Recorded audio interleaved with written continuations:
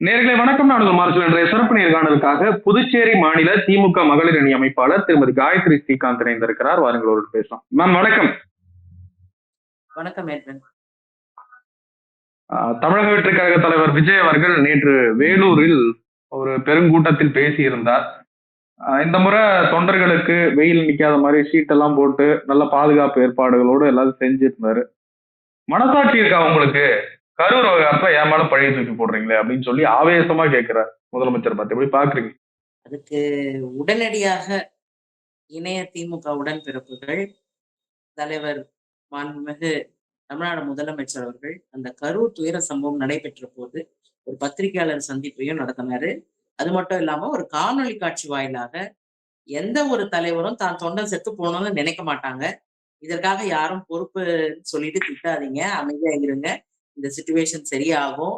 இது போன்ற பொறுப்போட நாம வந்து நிறைய விஷயங்களை எடுத்துட்டு போக வேண்டிய அவசியம் இருக்குன்னு ரொம்ப கண்ணியமா பெருந்தன்மையோட ஒரு காணொளி வந்து அவர் பேசியிருந்ததை நம்மளால நேத்து சமூக ஊடகங்கள்லயும் அது வைரல் ஆச்சு. இப்படிப்பட்ட ஒரு தரக்குறைவான பேச்சை தொடர்ந்து விஜய் பேசிட்டே இருக்காருங்கிறதுக்கு நிறைய ஆதாரம் அடுக்கிட்டே போக முடியும். என்ன அங்கிள், என்ன சிஎம் ஸ்டாலின், என்ன நீங்க ஊருக்கே அப்பாங்கிறீங்க, அந்த மாதிரி ரொம்ப கலோக்கியலா, ரொம்ப ஒரு அரசியல் தலைவருக்கே இருக்கக்கூடிய ஒரு நாகரிகமே இல்லாம தொடர்ந்து கொச்சையா பேசுறது, உரிமையில பேசுறது, உருட்டுறாங்கன்னு பேசுறது, பால் டப்பா உருட்டுறது, இந்த மாதிரியான லாங்குவேஜ் எல்லாம் ஒரு தலைவருக்கு அழகா? முதல்ல இவர் வந்து எதையாவது புக் எடுத்து படிச்சிருப்பாரா? தான் கொள்கை தலைவர்னு சொல்லக்கூடியவங்களாவது அவர் இது வரைக்கும் ஏதாவது ஒரு மேடையில இந்த கொள்கை தலைவர், இதனாலதான் இவர் எங்களுக்கு கொள்கை தலைவர் அப்படின்னு ஏதாவது எடுத்து வச்சு பேசியிருப்பாரா? எதுவுமே கிடையாது. இந்த கரூர் துயர சம்பவத்திற்கு முழு முதற் காரணம் யாருன்னு கேட்டீங்கன்னா விஜய் தான். வேற யாரும் கிடையாது. அது வந்து தலைவர் அவர்கள் சொல்லாம வேணும்தான் இருக்கலாம், முதலமைச்சர் வேணும்தான் சொல்லாம இருக்கலாம். ஆனால் முழுக்க முழுக்க காரணம் அவர்தான். ஒரு நல்ல லீடருக்கான எக்ஸாம்பிள் என்ன?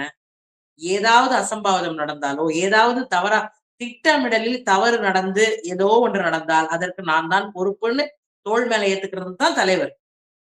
எல்லாரும் வெற்றியை கொண்டாடும் போது இந்த வெற்றிக்கு நான் காரணம் அல்ல, இந்த வெற்றிக்கு எல்லாரும் தான் காரணம்னு சொல்லிட்டு அந்த வெற்றியை மற்றவர்களுக்காக பரிசளிப்பவர் தான் உண்மையான தலைவர். ஆனா இங்க அப்படியே எல்லாம் கதை மாறிச்சு.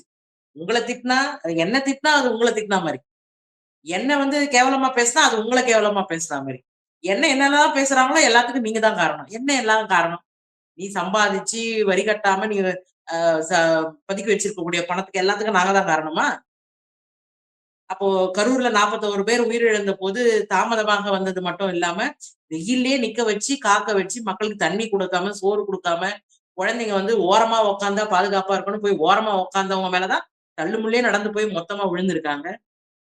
இதுக்கு குறைந்தபட்சம் ஒரு பொறுப்பு கூட ஏற்காம, இதுக்கு நான் தான் பொறுப்புன்னு கூட சொல்லாம 40 நாள் ஊருக்கு ஒதுக்குப்புறமா பனையூர்ல பதுங்கி இருந்துட்டு புதுச்சேரிக்கு வந்து அங்க பேசக்கூடிய பேச்சிலையும் குறைந்தபட்சம் ஒரு கண்ணீர் அஞ்சலி கூட செலுத்தல. தன்னுடைய கட்சிக்காரன், நீ யாரு ஊர்ல இருக்கிறவங்களுக்கு எல்லாம் நீ வருத்தப்பட தேவையில்லை. உன்னை பார்க்க வந்து உனக்காக உயிரிழந்த குடும்பங்களுக்கு ஒரு மௌன அஞ்சலி, ஒரு 5 நிமிஷம் மௌன அஞ்சலி செலுத்தும். அது கூட செய்யல. நேற்றைய கூட்டத்திலையுமே பாத்தீங்கன்னா உங்களுக்கு இந்த கூரை வசதிகளோட நாற்காலி போட்டு அமரச் செய்ததற்கான முக்கிய பங்கு யாருன்னா திமுக தான்.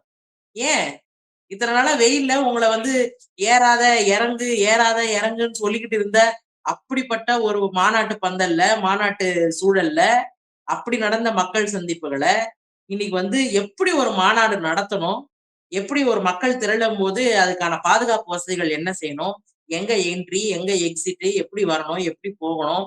மட்டன் பிரியாணி இப்ப மதுரையில நடந்த மாநாடு பார்த்துட்டீங்கன்னா ஹாட் பாக்ஸ்ல மட்டன் பிரியாணி போட்டு பார்சல் பண்ணி வந்தவங்களுக்கு சாப்பாடு, ஜூஸ், ஸ்நாக்ஸ், பிஸ்கெட், தண்ணி பாட்டில் 2 லிட்டரு இந்த மாதிரி போட்டு சேர்லயே வச்சிருக்கு திமுக மாநாடுகள்ல.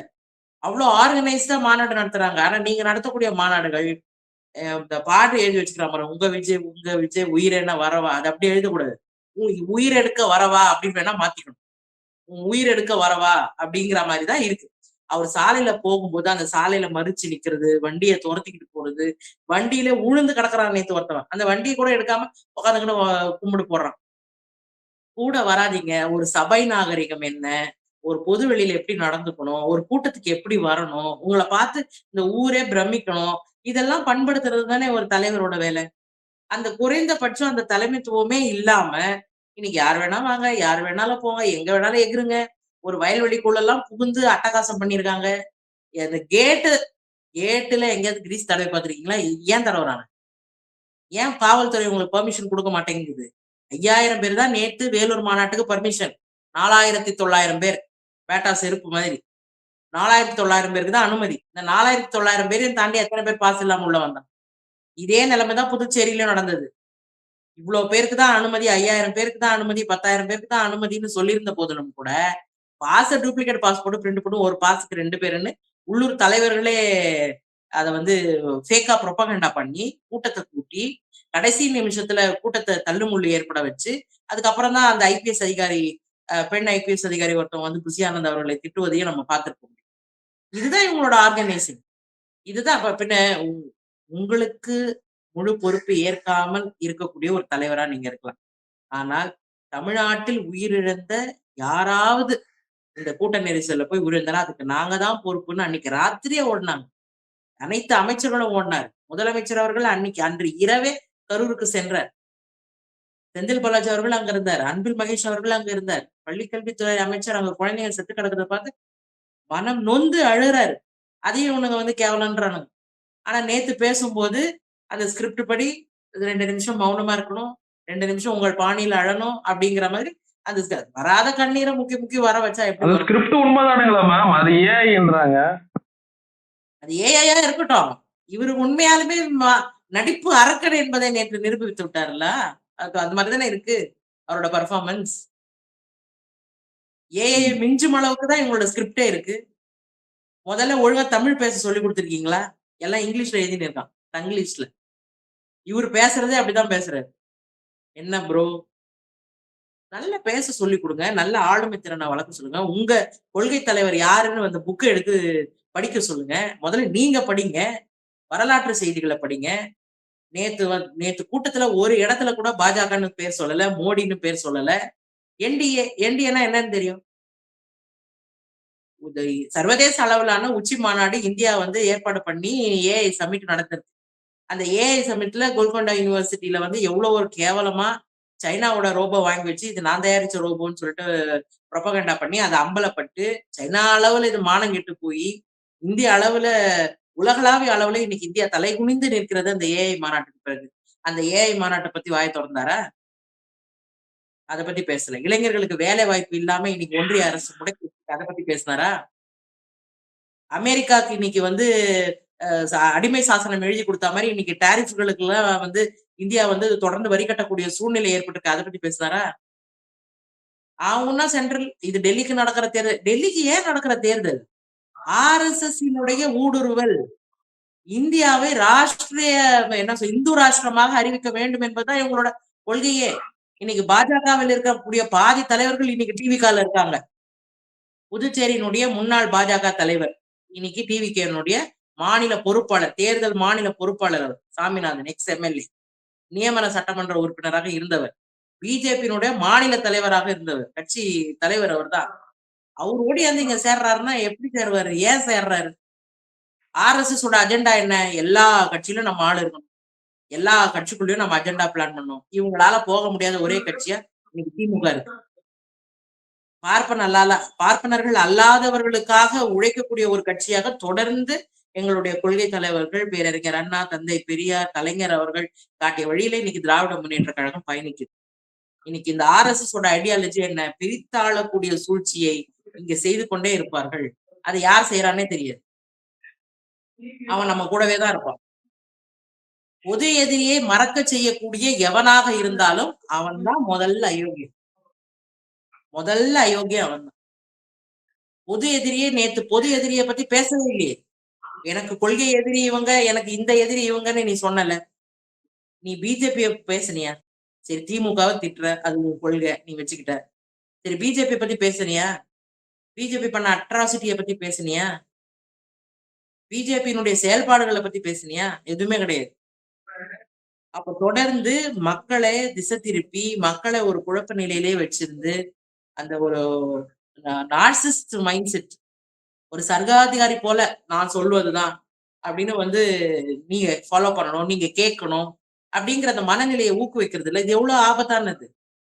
இதை இளைஞர்கள் புரிந்து கொள்ள வேண்டும். முதல்ல நீ ஃபாலோ பண்ற தலைவன், நீ ஃபாலோ பண்றதுக்கு ஏத்த நீ தலைவன் ரோல் மாடல்னு சொல்லிக்கிற அளவுக்கு அவன் கிட்ட என்ன இருக்கு? சரி நீ தீய சக்தி, தூய சக்தின்னு சொல்றல்ல. நீ தூய சக்தின்னு சொல்றதுக்கு உன்கிட்ட என்ன இருக்கு? இங்க பாருங்க 41 பேர் மரணத்தின் போது இத்தனை பேருக்கு நான் காசு குடுத்தேன். நீ காசு குடுத்ததுனாலே நீ தூய சக்தியா?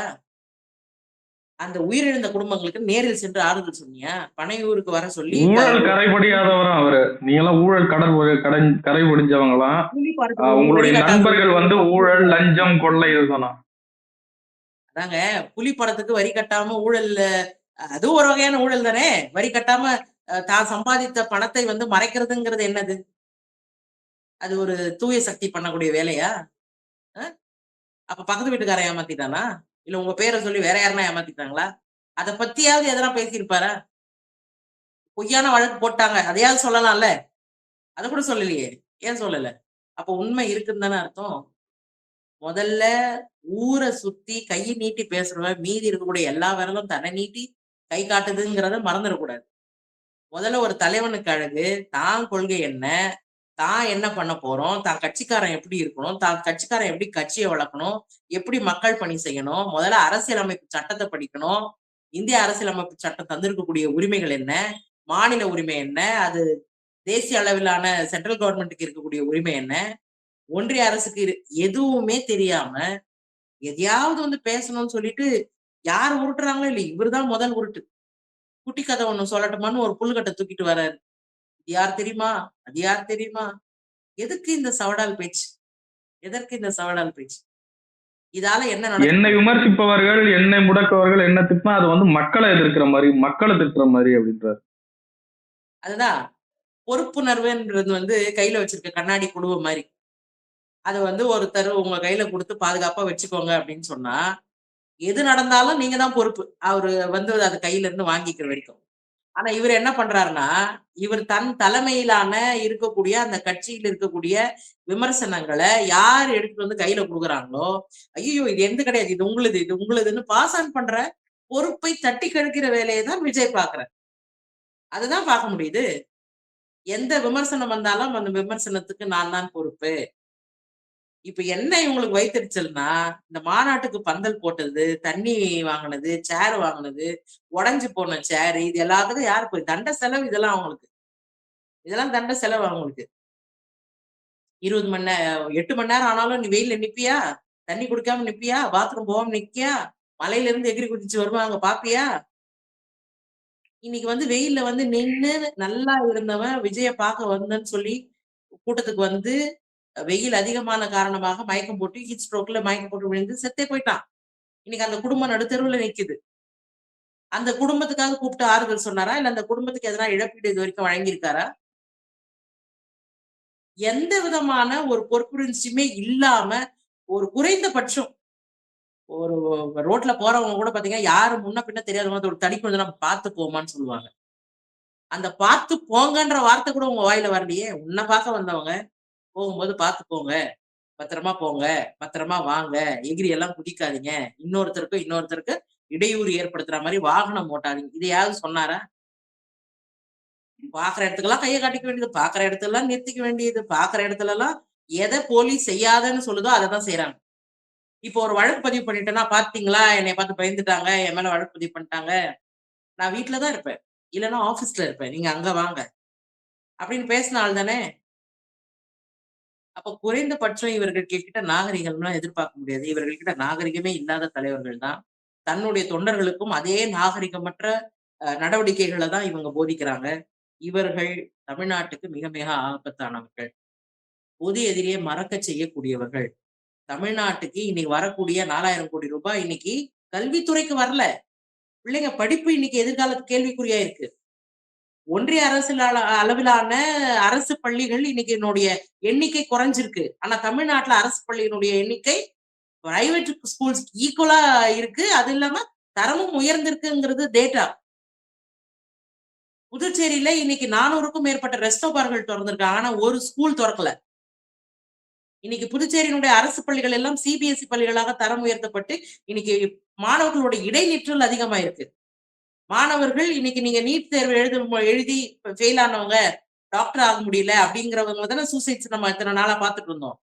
இன்னைக்கு புதுச்சேரியில 12ஆம் வகுப்பு படிக்கக்கூடிய மாணவர்கள் தேர்வு எழுதுறதுக்கு முடியாம சூசைட் பண்ணிக்கிற செய்திகளை நாங்க பாக்குறோம் புதுச்சேரியில. அப்போ கல்வியை சிதைச்சு, வேலை வாய்ப்பை சிதைச்சு, இடபிள்யூஎஸ் ஒண்ணு எடுத்துட்டு வந்து இடஒதுக்கீடுகளை நமக்கு கிடைக்க வேண்டிய இடங்களை தட்டி பறித்து இதையெல்லாம் பேச வேண்டியது யாரு? நீங்க தான் பேசணும். என்டிஏ பத்தி ஏன் பேச தயங்குறீங்க? பிஜேபி பத்தி ஏன் பேச தயங்குறீங்க? மோடிய பத்தி பேச ஏன் தயங்குறீங்க? ஏன் அமித்ஷாவ பத்தி பேச தயங்குறீங்க? என் ஓனர் கோச்சுக்குவாரா? ஓனர் கோச்சுக்குவாரா? அப்போ பயம். இந்த பயம்தான் விஜயை மக்கள் ஆதரவோடு, பெரும் சக்தியோடு இன்னைக்கு திமுக தமிழ்நாட்டுல பெரும் சாதனையை செய்திருக்கிறார். ஒரு துறையிலும். சஸ்டைனபிள் டெவலப்மெண்ட்னு சொல்லக்கூடிய யுனைடெட் நேஷன்ஸ் ஐநா சபை ஒரு அறிக்கை வெளியிடுறாங்க. இத்தனை விஷயங்கள் நிலையான வளர்ச்சியை ஒரு நாடுகள் அடைய வேண்டிய புள்ளிகள் கொடுத்துட்டாங்க. அந்த புள்ளிகளை மையமாக வைத்து தேர்தல் அறிக்கையை தயாரித்து கடந்த 5 ஆண்டுகளாக திமுக தன்னுடைய சாதனையை நிரூபிக்கிறது. மட்டும் பெண்களினுடைய வேலை வாய்ப்பாகட்டும், பெண்களுடைய பார்ட்டிசிபேஷன் ஆகட்டும், குறு சிறு தொழில் முனைவர்கள் ஆகட்டும், ஸ்டார்ட் அப்ஸ் ஆகட்டும், எல்லா துறையிலையும் வளர்ச்சி. சுகாதாரம் எல்லாமே. இன்னைக்கு இல்லம் தேடி மருத்துவம், நம்மை காக்கும் 48, ஜெண்டர் டிஸ்கிரிமினேஷன் இருக்கக்கூடாது, ஜெண்டர் ஈக்குவாலிட்டி இருக்கணும்னு வலியுறுத்துது அந்த சஸ்டைனபிள் கோல்ஸ். அதுல புதுமை பெண் திட்டம் 1000 ரூபாய் பெண்களுக்கு மட்டும் கிடையாது. தமிழ் புதல்வனுங்கிற திட்டம் மாணவர்களுக்கும் நான் 1000 ரூபாய் கொடுக்குறேன்னு இதுதான் ஜெண்டர் ஈக்குவாலிட்டி. ஒரு திட்டத்தை ஒரு அரசு செய்கிறது அப்படின்னா அந்த திட்டத்தில் இருக்கக்கூடிய பிரச்சனைகளை பத்தி பேசணும். இல்லங்க நீங்க இதை கொடுத்தீங்க, இதுல இவ்வளவு சிரமம் இருக்கு, இதை இன்னும் நீங்க இதை இப்படி பண்ணிருக்கணும். அதுதான் எதிர்கட்சிக்கு அழகு. ஒட்டுமொத்தமாக ஐயோ இவங்களே எதிரிதான், இவங்களே நம்மளோட கொள்கை எதிரிதான், திமுகவே வரக்கூடாது, அது இல்ல எதிர்கட்சி. புதுச்சேரியிலும் இங்க திமுக எதிர்கட்சியா தான் இருக்கு. இன்னைக்கு பாஜக ஆளுகின்ற கூட்டணி அரசு புதுச்சேரியில இருக்கிறது. அவங்க செய்யற நல்லதை பாராட்டுறோம், அவங்க செய்யற கெட்டதை நம்ம சுட்டி காட்டுறோம். இதுதான் எதிர்கட்சி. இங்க யாரும் அவமரியாதையா பேசிக்கல, இங்க யாரும் அவமரியாதையா அவங்கள திட்டல. நாகரிகமாக அவர்கள் செய்யக்கூடிய சர்வாதிகாரமான போக்குகளை போராட்டங்கள் வாயிலாக நாங்கள் கண்டிக்கிறோம். எத்தனை போராட்டம் நீங்க தமிழ்நாட்டுல பண்ணிருப்பீங்க? நாங்க தான் போராட்டம் பண்ண வந்தாலே 10 பேர் செத்து போறானே. ஏன்னா உங்களை பார்க்க வர கூட்டம். பொது சொத்துக்களுக்கு சேதம் விளைவிக்கிறீர்கள். ஒரு சொத்தை உருவாக்குறது எவ்வளவு பெரிய கஷ்டம். இதெல்லாம் நீங்க தான் பொறுப்பு, நீங்க தான் பொறுப்புன்னு சொல்றீங்கல்ல. அதே மாதிரி பொது சொத்துக்கள் சேதமானாலும் நீங்க தானே பொறுப்பு. ஒரு சொத்தை உருவாக்கிட முடியுமா? மக்கள் பணம் இல்லையா அது? ஈஸியா ஒரு போட்டு வச்சிருக்க கேட்டை உடைக்க முடியுது, ஏறி நிக்க முடியுது, அதை போட்டு மிதிக்க முடியுது அப்படின்னா இவங்க என்ன ஒரு சோசியல் ரெஸ்பான்சிபிலிட்டி இருக்க முடியும்? இவங்க செய்யக்கூடிய இந்த சோசியல் என்ஜினியரிங் ஆபத்தான என்ஜினியரிங்கா இருக்குங்கிற. எதை பத்தியும் படிக்கல, எதை பத்தியும் அறிவு இல்லை, அதை பத்தியும் தெளிவில்லை. இவன் ஏன் இதை பேசுறாங்கிற புரிதல் இல்லை. இந்த திட்டம் இதுக்கு பின்னாடி என்ன செய்ய போகுதுங்கிறது தெரியல. இன்னைக்கு நாம எதுவுமே இல்லாம அந்த சத்துணவு போட்டு சாப்பிட்டு இலவச பஸ் பாஸ் போய் இன்னைக்கு மாணவர்களுக்கு இடஒதுக்கீடு கொடுத்து இன்னைக்கு அப்படி படிச்சு வந்தவங்க தான் பேருக்கு பின்னாடி டிகிரி இருக்கு. இன்னைக்கு நாம் தமிழர் கட்சி தலைவர் சீமான் அவர்கள் தன்னுடைய வேட்பாளர்கள் எல்லாம் அறிமுகப்படுத்தும் ஒரு மாடு மேய்க்கிறவன் இல்லையே ஸ்டேஜ்ல. எல்லாரும் பட்டதாரிகளா இருக்காங்க. டாக்டர், என்ஜினியர், லாயர் எல்லாரும் படிச்சவங்களா இருக்காங்க. ஒரு மாடு மேய்க்கிறவங்க கூட இல்லையே. திராவிடம் செய்த சாதனை இது இல்லவா? முதல் தலைமுறை பட்டதாரிகளை இன்னைக்கு மேடையேற செய்திருக்கு. இன்னைக்கு அவங்கள ஒரு படி உயர்த்தி இருக்கு. இன்னைக்கு பெண்கள் பொது வெளியில இழங்குறாங்க. முன்னாடி எல்லாம் வீட்டுக்கார இல்லைன்னா மொட்டை அடிச்சுக்கணும், வெள்ளை புடவை கட்டிக்கணும், புருஷன் செத்தா கூடவே சேர்ந்து செத்து போயிடணும். இதுதான் சொல்லிச்சு சனாதனம். தாலி அறுத்து போடணும், எதிரில வந்தா முண்டச்சி வரும்போது எதிரில போகக்கூடாது. இந்த சூப்பர்ஸ்டிஷியஸ் பிலீவ்ஸ் தானே இது வரைக்கும் கட்டி காப்பாத்திட்டு இருக்கீங்க. இன்னைக்கு வரைக்கும் அப்படிதான் இருக்கு. இதெல்லாம் பத்தி பேசணும். எதை கடந்து இருக்கிறோம், இன்னைக்கு எந்த நிலைமையில நிக்கிறோம் அப்படிங்கிறது இந்த ஜென்சி தலைமுறைக்கு தெரியாது. ஏன்னா இவங்க தாத்தா காலத்துல அனுபவிச்ச வேதனைகள் என்னன்னு தெரியாது. தாத்தா காலத்திய போராட்டங்கள் தான் இன்னைக்கு நம்மளுடைய சுதந்திர சுவாச காற்ற நம்மளால சுவாசிக்க முடியுதுன்னா அதுக்கு காரணம் நம்முடைய முன்னோர்களுடைய போராட்டம், தியாகம். அதுக்குன்னு எல்லாத்துக்கும் திமுக தான் காரணம்ங்கிறது பிராண்ட் பண்றது வன்மையாக கண்டிக்கக்கூடியது. இன்னைக்கு வந்து திராவிடம் என்ற ஒன்று இல்ல, தந்தை பெரியார் என்ற ஒருத்தர் இல்ல அப்படின்னா இன்னைக்கு பெண்கள் வெளியிலேயே வந்திருக்க முடியாது. கரண்டிய பெண்கள் கையில இருக்கிற கரண்டிய புடிங்கிட்டு புத்தகத்தை கொடுங்கங்கிறார் பெரியார். சாதாரணமா சொல்லிட முடியுமா யாராலையாவது? 1920கள்ல 30கள்ல பேசுறாரு. பெண்கள் ஏரோப்ளேன் ஓட்டணும், சுதந்திரமா இருக்கணும், நிலாவுக்கு போகணும் அப்படின்னு சொல்றாரு. என் அப்பா தாத்தா கூட அதை சொல்லியிருக்க மாட்டாரு. என் அப்பா தாத்தா என்ன சொல்லியிருப்பாங்க? பொண்ண நல்லபடியா கட்டி குடுத்து படிக்க வச்சு நம்ம அனுப்பி வச்சிரணும். இதுதான் எங்க அப்பா பேசியிருப்பாரு. பொண்ணு ஒரு அதுவா சுயமா தன் கால்ல நிக்கிற அளவுக்கு அத வளர்த்து விடணும். இதுதான் எங்க அப்பா நினைச்சிருப்பாரு. தாத்தா காலத்துல உடனே கட்டி குடுத்துறணும். வயசுக்கு வந்த உடனே கட்டி குடுத்துறணும். குழந்தை திருமணங்கள், சிசு கொலைகள். இன்னைக்கு பார்க்குற எல்லா பெண்களுமே 90ஸ் கிட்ஸ்ல இருந்து 80ஸ் கிட்ஸ்ல இருந்து எல்லாருமே கள்ளிப்பாலில் தப்பி பிழைந்தவர்கள். பொம்பளை குழந்தை பொறந்தா அவமானம், செலவுன்னு நினைச்சவங்களுக்கு இன்னைக்கு பெண் குழந்தை பொறந்தா வரோம். அதுதான் நம்மள காப்பாத்துங்கிற நிலைமைக்கு கொண்டு வந்தது யாரு? திராவிடம். அப்ப தந்தை பெரியார் அவர்கள் சொல்றாரு, ஏங்க இந்த மாதிரி பெண் குழந்தை பொறக்குது, குடும்ப கட்டுப்பாடு அமைச்சர்கிட்ட அ சுகாதாரத்துறை அமைச்சர்கிட்ட பேசுறாரு. குடும்ப கட்டுப்பாடுகள் வந்து அதிகரிக்கணும். வச வசன்னு பெண்கள் வந்து குழந்தை பெத்துக்கிறாங்க. 13 குழந்தை அவங்க உடல் நலம் வீணா போகுது. எவ்ளோ பிரச்சனைகள நம்ம தாண்டி வந்திருப்போம். அதை பத்தி எல்லாம் பேசாம, நிகழ்காலத்துல நடக்கக்கூடிய சமகால பிரச்சனைகள பேசாம, இன்னும் உக்காந்துகிட்டு சிஎம் சார், ஸ்டாலின் சார், உங்க நண்பர் சார், உங்க எதிரி சார், உங்க தகர டப்பா சார், உருட்டுறியா சார், என்ன இதெல்லாம்? குழந்தைத்தனமா வந்து உக்காந்துக்கிட்டு, இவன் என் ரப்பர புடுங்கிட்டான், இவன் என் பென்சில புடுங்கிட்டான். எப்போ பார்த்தாலும் கம்ப்ளைனிங் மோட்லயே இருக்கக்கூடிய ஒரு தலைவர் யாருன்னா இருப்பாரா? Complaint mode. ம். ஆக்கப்பூர்வமான, ஆப்டிமிஸ்டிக்கலான கருத்துக்களை முன்வைக்காத பூமர் தலைவர் தான் விஜய். நிச்சயமா மேம். நிறைய விஷயங்கள பகிர்ந்து கொண்டீங்க. பார்ப்போம். இனியாவது விஜயினுடைய நடவடிக்கைகள்ல ஏதாவது மாற்றம் தெரியுதான்னு. நன்றிங்க மேம். நன்றி. Thank you.